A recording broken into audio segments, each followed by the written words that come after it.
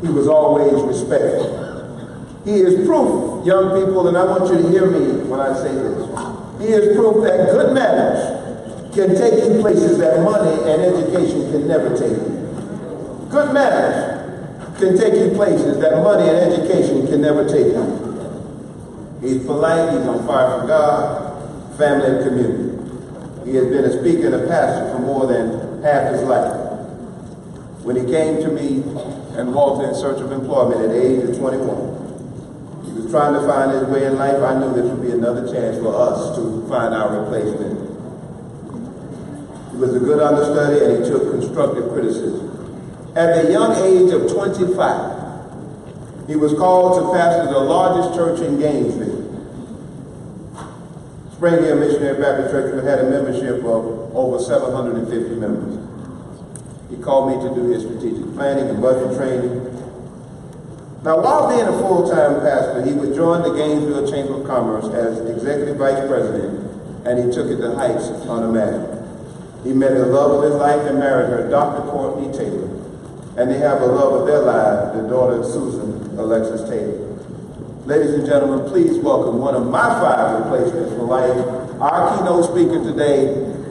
He started from the back, but he's here, the Reverend Adrian S. Taylor.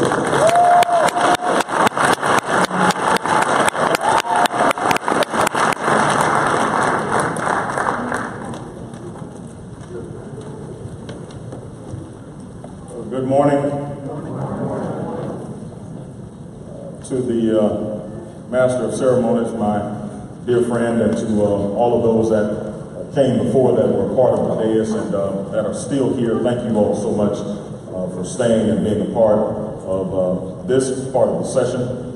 Let's also again take time out to thank our sponsors that make this conference possible and added to the amenities of the conference and gave of their, not only of their financial support, but also of their name support towards making this conference a great success. Let's give them a great hand again.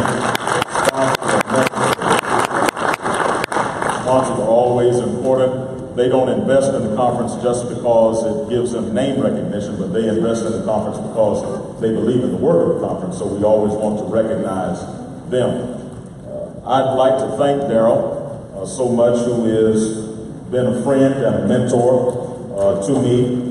Our friendship stretches, as he has pointed out, for more than 2 decades. I was going to make a joke earlier, Darrell, that I knew you before or when you had hair and before my hair turned white on my beard. But I didn't want to make that joke because when I stopped on my way down here to get gas, I went into the convenience store to get a soft drink, and a young man went to the counter before me, and he got his order done and left. And the young lady behind the counter, she spoke to the worker beside her, and she said, "You see that guy?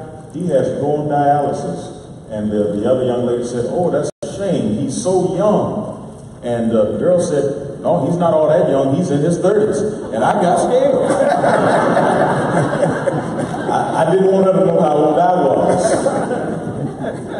It is an honor. It really is an honor to address this group this morning during the plenary session of the 32nd Annual Conference on Preventing Crime in the Black Community. Darrell pointed out that I first began attending the conference when I was a young person, then later on as a youth development counselor while I worked for him at the Tampa Urban League. And what an extreme and profound honor to come back at this moment and stand as I now serve as the senior pastor of the Spring Hill Church and serve as your keynote speaker. Throughout the years attending this conference, I have been continually inspired to see how communities can evolve and change, and how this conference helps equip people to make a difference and change what's happening in their very local communities. Instead of simply commiserating and instead of simply complaining about what's going on or what's not going on in their communities, people leave this conference and actually make change happen. Young people leave with new ideas and new thoughts, and they go on to have great, successful lives. This conference is an absolute testament to what can occur when people get together and decide we're not just going to complain, but we're going to change what happens. We are grateful for the work of this conference. Give yourselves a hand again. Concepts that you'll learn and discuss over these next few days are multifaceted because the challenges that you're dealing with are complex. We should all be leery of anybody that will stand up and say that to deal with the challenges in our community, all you have to do, you just have to do this one thing. Because the reality is there is no one-size-fits-all solution to deal with the many challenges that our communities face. Communities are different, the challenges are different, they're all diverse, they're all complex, and it takes complex problem solving to address the issues that we face in the 21st century. Improving communities is similar to the game of chess rather than checkers. Because in chess, it takes a long-term strategy in order to win the game. But all too often, too many people think that to deal with the problems in the black community or deal with the problems in communities, period, it's just a quick one-off solution. And they really are only in the game of playing checkers. Over the past 12 years of serving in various leadership roles in North Central Florida, I've come to discover that the challenge of improving communities is also more akin to the game of playing chess. Clearly, community ills we see today in crime, gang activity, increasing educational gaps and unemployment, they were not created overnight. Consequently, they won't be dealt with overnight. Therefore, long-term strategies and widely inclusive collaborations will be critical in achieving community improvement. My various experiences, which have included serving on the City of Gainesville Plan Board, where I learned the impact of land development codes on the community's built environment and how land regulations and land use can literally dictate where development happens, where it does not, where improvements happen and where they do not. Also during my time serving on the United Way's Board of Directors, helping me understand the various agencies and organizations in a community that work doing their various things and doing their various, serving their various communities in different ways, sometimes disjointed, but all with the same purpose and goal, and that is to make our overall community a better place. As well as finally my time serving as a board member, board treasurer, then ultimately as the Vice President of Development and Operations for the Chamber of Commerce. All of those things help me to understand that there is absolutely a need for a long-term approach in dealing with the challenges that our communities will face. Allow me to begin my talk today by sharing with you a story that I think is important for my speech. In Paris, there is what is known as the world-famous art museum, the Louvre. There in that particular art gallery is a painting that was done by Moritz Reich, a painting that depicts a story between the devil and the great thinker Faust, the old scholar who pledged his soul to the devil in exchange for youth and love. The painting suggests that man's fallen state is futile and that all is lost. I want you to know that as I get ready to end the talk later on, that all really is not lost, and that's why you've shown up to this conference today. That there are many that believe that the challenges in the communities that you come from and will go back to are just too great to be handled and too great to be addressed. But the fact that you are here today is a testament to the fact that you believe, and I believe as well, and all of us that have committed our time to this conference believe that there is absolutely still opportunity. There's still a chance for us to change what we see in our communities. In his best-selling book, Chestnut Checkers, Mark Miller uses the allegory of a young CEO that learns the game of chess as a way of evolving and changing his company.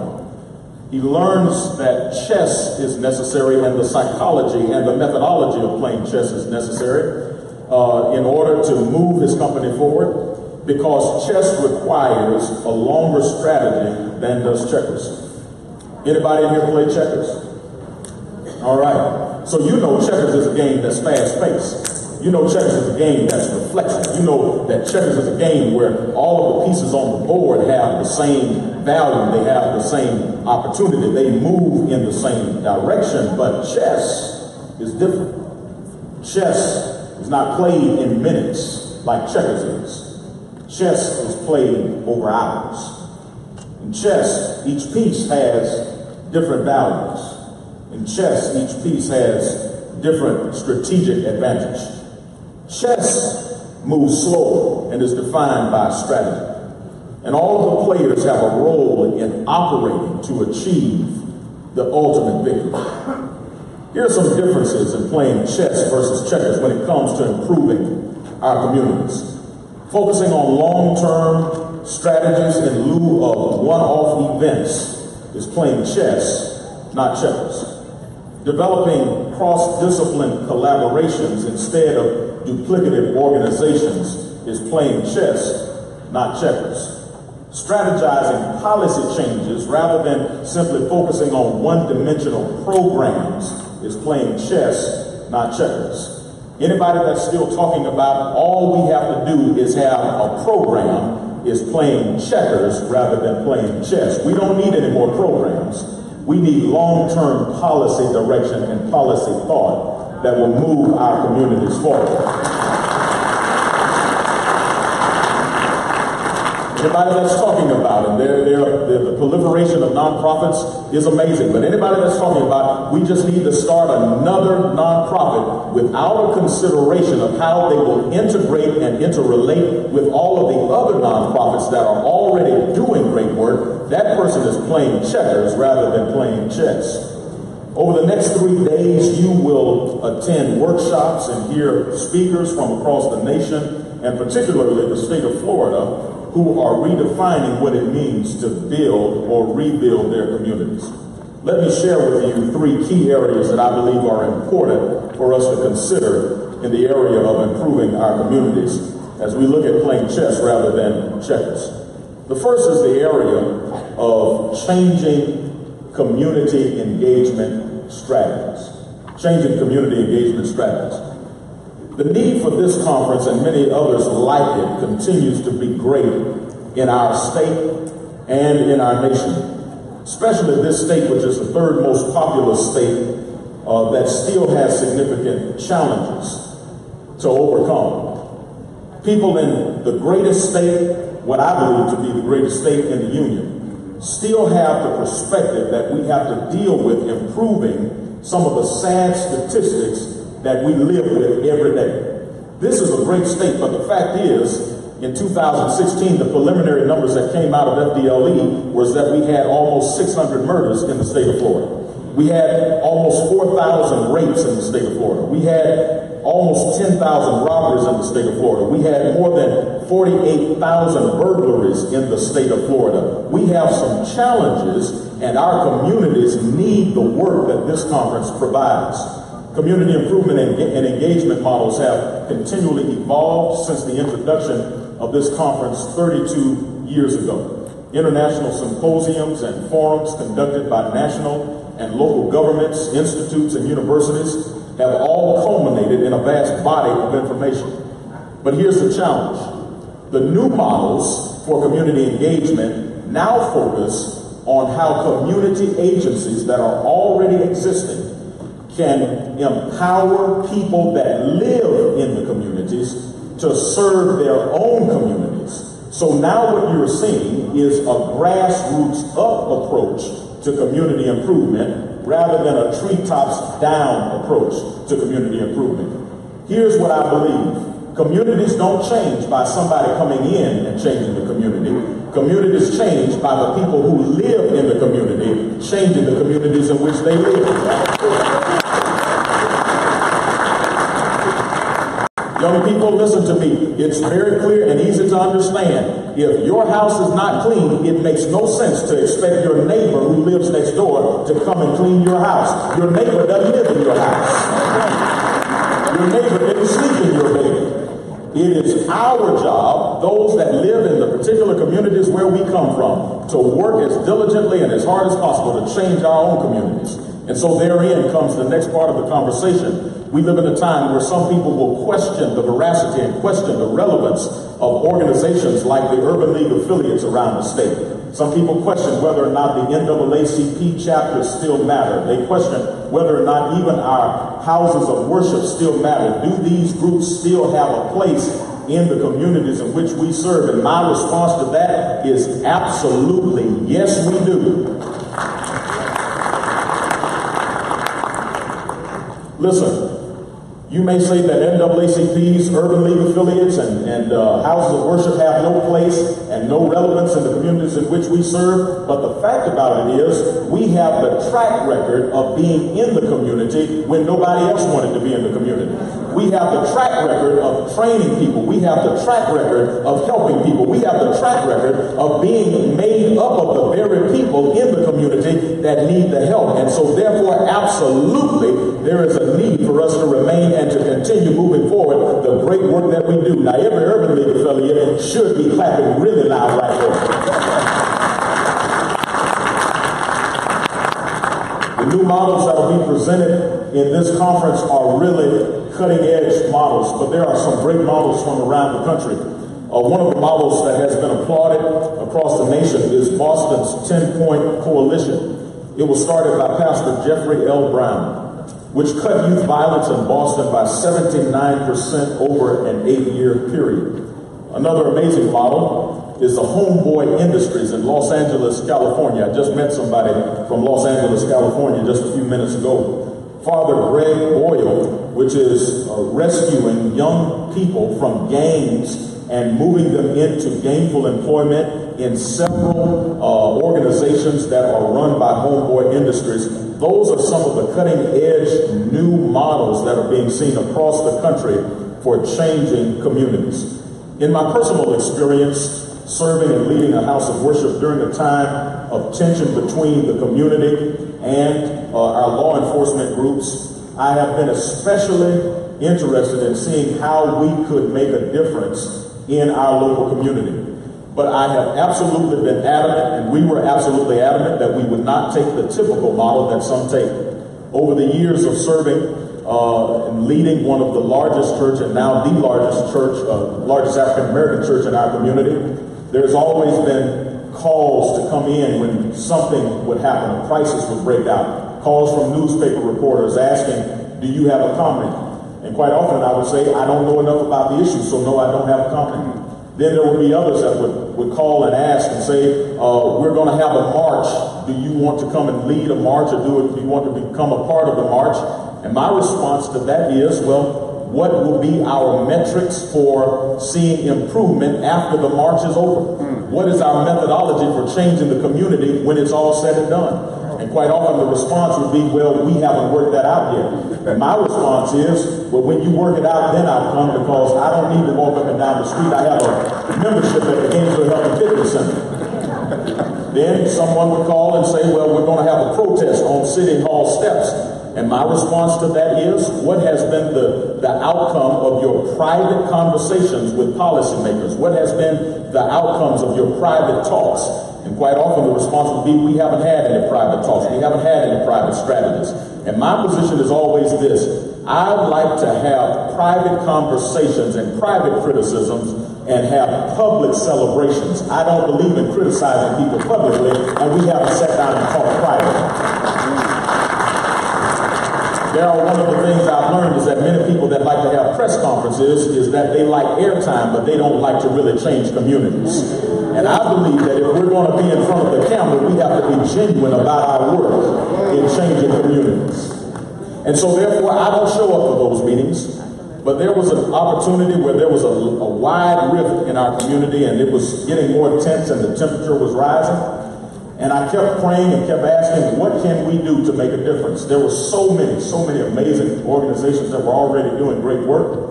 And And so I asked, well, what can we do? And then the opportunity presented itself. Our police headquarters was aged. It was more than 60 years old. It was riddled with different building issues, asbestos, had certain structural issues, and it was at the point that it was at its end of life. And so I joined a group of people that went on a telephone and mailed a campaign, sat down with policymakers and said, we need to build a new police headquarters. But then the opportunity arose when they decided they would build a new headquarters, and I realized that our police force would not have a permanent meeting place for several months. So I picked up the phone and I called our friend, Chief Tony Jones, that many of you know already.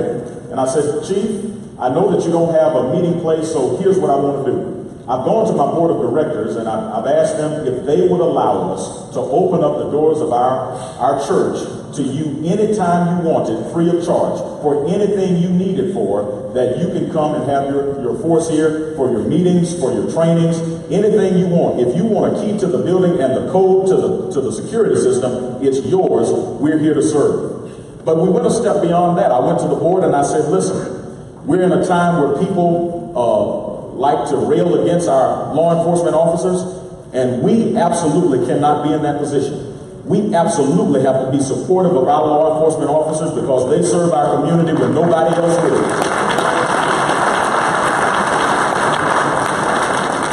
So I asked, I said, can we please, at least once a quarter, host their shift meetings, and can we please cater in food for them just to say thank you for what they do? I said, I know it's not in my budget, but can I do it anyway? They said, young preacher, you're pushing it, but we'll let you do it. And so we did that, and every quarter we hosted the shift meetings. When there were ceremonies, we hosted it free of charge. But remember, I'm playing chess, not checkers. After the police station was built, after the headquarters was done, we continued a good relationship and things got better. But there came a call that I was never trained for.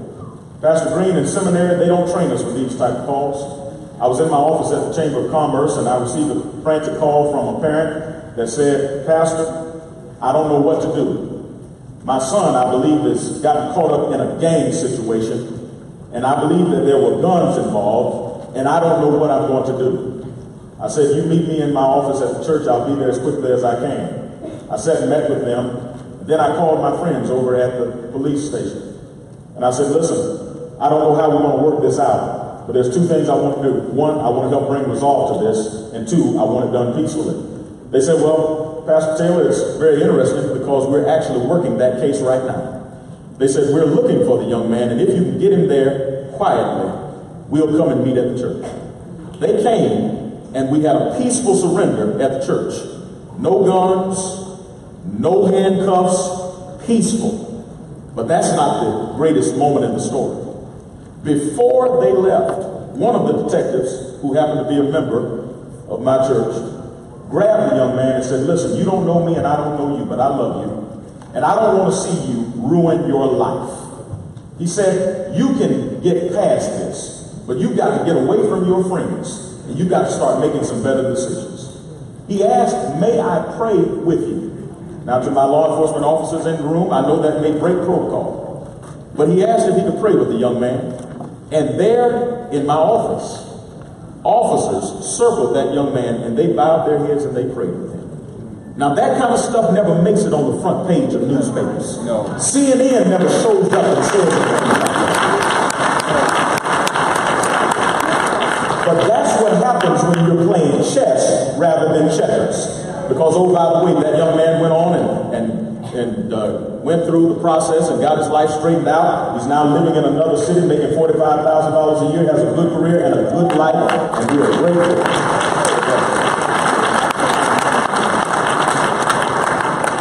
Second area, and I'll move as quickly as I can. Second area where I believe we need to play chess rather than checkers is in the area of economic progress for our communities.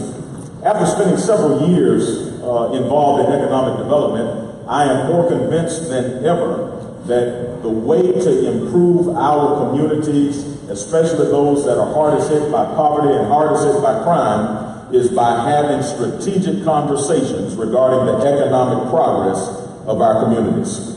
Here's what we know, just a few statistics that have come out recently. Poverty rates statewide show that continuously some counties have more than 21% of their populations living in poverty, and others are as high as 34% of their population living in poverty. But that doesn't factor in those zip codes that are the highest crime areas, who have poverty rates probably peaking above 34% and probably in the high 40 percentile ranges. According to the United Way of Florida's Alice report, the median income in Florida needed to live a good quality life is $47,500 just to meet basic needs in the state of Florida. Those considered to be asset insufficient in Florida, meaning living below that $47,000 mark, is 45%. But if you look at the communities that we all think about when we talk about high crime, when we talk about high need communities, that number is probably far higher than just 45%. The statistics show that our state has challenges with poverty. More importantly, many of the communities that we would consider focal areas for this conference's conversations are those with the highest percentage of people living in struggling conditions. Thankfully, practitioners are now understanding the correlation between crime and economics. And so as you go through the conference this week, you're going to hear some cutting-edge conversations about how people are changing the dynamics of the economics of their communities. Several conferences or several workshops that are going to be offered during this conference deal with the area of entrepreneurship and young people taking control of their own lives and starting companies in the very neighborhoods where they live. Current trends presented in this conference also show that we're moving towards the people in the local communities reinvesting in the communities to rebuild and revitalize the local communities. Additionally, the agencies and the organizations that are existing in the local communities are reinvesting and making transformational changes in their communities. Let me give you just a few examples of some great stories that are happening around the state. In the city of Tallahassee, there is the Bethel Community Church. Do I have any Bethelites in the house? All right, a Bethelite. Tell my friend RB I said hello. All right. Bethel Community Church is reinvesting in their community in amazing ways. In the city of Jacksonville, the Potter's House. Any Jacksonville folks here? All right, Jacksonville is over there. In the city of Jacksonville, Bishop Von McLaughlin is doing amazing work, reinvesting in the community where they serve. In Tampa, the CDC of Tampa is doing fantastic work, reinvesting in and rebuilding in the area where they are serving. The area of 29th and Lake has been helped tremendously because of the work that they are doing. Economic improvement and economic development is absolutely critical in the conversations that you are having this week when it comes to improving communities and solving the issue of crime in black communities. But let me go a little bit further and let me suggest to you this, that if you're going to play chess rather than checkers, we've got to move our conversations beyond simply having talks with our kids about employability skills training. Young people, you need to know and understand that it's good to pull up your belts or pull up your pants and put on a belt. Young ladies, you need to know the proper way to dress. All of those things are good. It's good. Go ahead and clap. Go ahead and clap. Go ahead and clap. But if those conversations are devoid and if they aren't included in the 8 target industry areas that are focal points for Enterprise Florida, we are not playing chess, we're playing checkers. To have the real conversations, practitioners, you've got to start focusing your young people, and young people, you need to start thinking about the 8 target industries that will be the go-forwards for the state of Florida over the next 15 to 20 years. You need to have conversations about advanced manufacturing. You need to have conversations about aviation and aerospace and aeronautical industries. You need to have conversations about clean tech. If you're in Tampa or if you're in the Central Florida corridor, you need to have conversations about defense and homeland security. You need to have conversations about information technology and cybersecurity. You must have conversations about financial and professional services. We, in all parts of the state, have to have conversations about health and human sciences and research that is happening all over the state. You must have conversations about logistics and distributions, especially if you're in the Central Florida corridor region, or if you're in the Jacksonville region where Amazon has just put their fourth distribution center. If you're in Central Florida, in the Polk County region where there's an inland port, if you're on any one of the coastal regions where there are ports that are stationed in position, if you're in Jax where they're going to dredge the Jax port, if you're in Miami where there'll be the dredging of the Miami port, if you're in Tampa where there'll be the expansion of the Miami port, having conversations about logistics and distribution is a critical conversation to have. But not only that, the next part is, if you are not having the conversations with your economic development groups, you're playing checkers rather than playing chess. The fact about it is, the IEDC, the International Council of Economic Development, in their annual conference every year, they have a full segment regarding community reinvestment. The reason for it is they know that you cannot allow communities to decay or have pockets of decay and see regional growth. The fact about it is, your poorest community in your region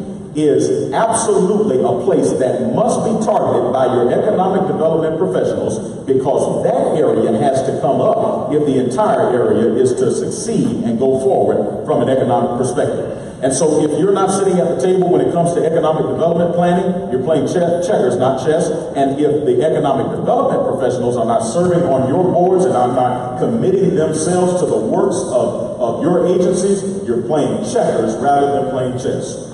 Third area, and I'll be done, is in the area of education.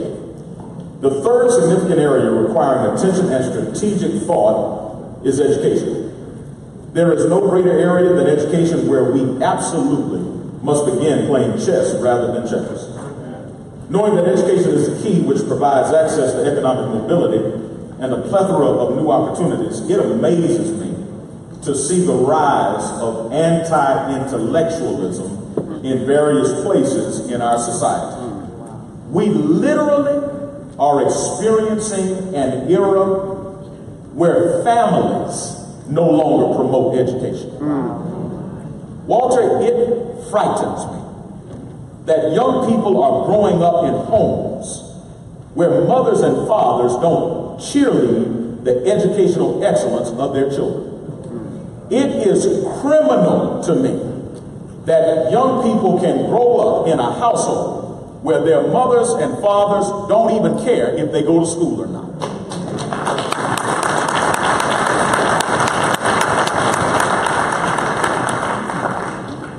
Lest you think I'm simply opining and simply talking, giving platitudes, my wife, Darryl pointed out, is Dr. Courtney Taylor. She is a college professor. It frightens me to hear stories of young people that come to her class and say, Dr. Taylor, not only am I the first in my family to graduate from high school, I'm the first in my family to come to college, but Dr. Taylor, it's a struggle for me to come to class because some of my family called me crazy for coming to school.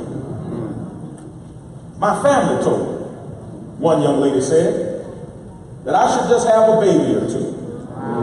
And I can get a check and I can get housing. And I don't have to be bothered with the school stuff.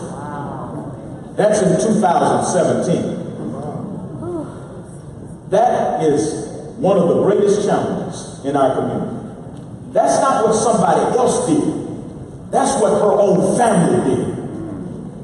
So let me share with you that if we're really going to change our community, education is absolutely critical.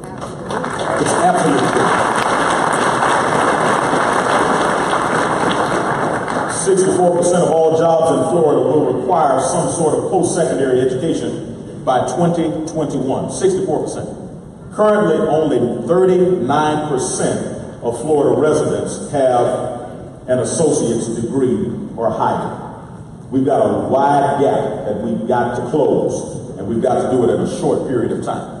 Thankfully, we have some amazing and some wonderful schools that are doing great work. I was privileged during my days as Vice President of the Chamber of Commerce to travel to Greenville, South Carolina, and see a wonderful model called the Penny Fisher Middle School, where private industry and the public partner together to create one of the most wonderful middle schools that you've ever seen. But we don't have to go as far as South Carolina to see that. Just a few miles from where we are right now, Evans Community High School is an amazing model of what can happen when you wrap services around the needs of young people and you put education first and put your feelings to the side. Brooks DeBartolo High School is another great example of changing young people's lives. The Riker House in my hometown, or my current town of Gainesville, Florida, is another example of putting young people first.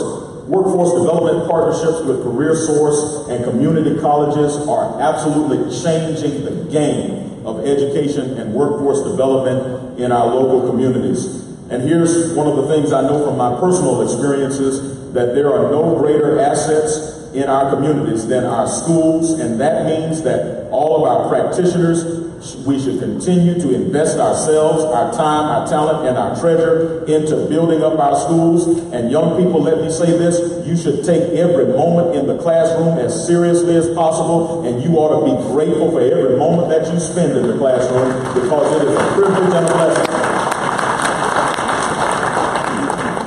Mary McLeod Bethune started her school with only 5 young girls and $1.50. Some of the young children during the days of the Reformation period at the end of slavery would walk miles, some 12, some 15 miles to school, and when arriving at the school, if their teacher was not there, they were heard wailing and crying because they so badly wanted to learn. And yet we live in a time where one of my administrators at my church told me that a young person missed 9 out of the first 15 days of school. There's great opportunity. There's a great chance for us to move forward. Picking up on the story, and I close with this, it's not one of those church closes, Pastor Green. I'm really done with this. Don't worry, there are no ushers in the aisle with offering baskets. When they put my bio in, I told my staff, send the bio that is more generalized. Don't send the church bio, because I don't want people afraid that I'm going to preach a sermon that day. But in picking up on the story that I left off with regarding that great painting that hung in the Louvre, called The Chess Players, commonly known as Checkmate, the Columbia Chess Chronicle, dated August 18, 1888, published an article entitled Anecdote of Morphy. The article is an account of a dinner party held in Alexandria, Virginia, at the home of a gentleman that is simply known as Mr. H, where a master chess player named Paul Morphy was in attendance. Paul Morphy was legendary and still is legendary to this day. During the dinner party, Morphy became entranced looking at a replica of that painting, Checkmate. And during the party, he began to exclaim, "The game is not over. The game is not over." People came and rushed to his side and assured him, "Listen, Paul, we know you're a master chess player, but there have been dozens of people that have analyzed this painting. Indeed, Faust has no more moves. The devil has won. The game is over. There's nothing else that can be done." He said, "I promise you, he has one more move. Set up a chessboard, the same configuration as that of the painting." They complied with his request, and he sat down at the chessboard. And for a few moments, he analyzed the pieces on the board, and there it happened. To the surprise of all of the attendees of the party, he makes a move, and they gasp because they realize what has happened. He has now opened up new possibilities that they never imagined were there before. He makes another move, and they scream because he's done it. He makes the last move, checkmate, he won the game. Listen, you're getting ready to go back home to some communities that people really believe that it's game over. There are some people that believe that the problems that they've seen in those communities have been there for generations, and they will always be there. They believe the crime that's there, it will continue to be there. They believe the blight that is there will continue to be there. They believe that the lack of economic opportunity will continue to be there. They believe that what they have seen historically will continue to be the same story over and over. They believe it is game over. And what you are learning at this conference this week is how to go back home and expose people to the fact that it is not game over. There is still another option. And so when you leave this conference, I challenge you. I don't care where you're going back to.